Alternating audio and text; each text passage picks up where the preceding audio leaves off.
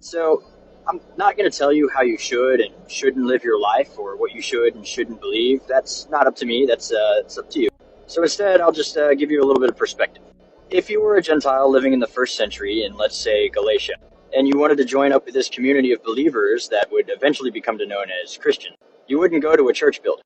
Instead, you would have joined an assembly or synagogue of some sort. And the more that you hung out with this community, you would be sort of expected to adopt some of the practices of the community, just like you would in a church, which essentially means that right up until around the 2nd century, you would have been joining an assembly that kept kosher.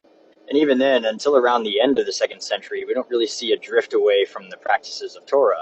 And so if your goal is to try and be more like the Church of Acts, so they say all the time, just keep in mind that they kept kosher and rested on the Sabbath day. You essentially would have just joined another Jewish sect, a sect of Judaism that was indistinguishable from Judaism for the first 90 years of its existence.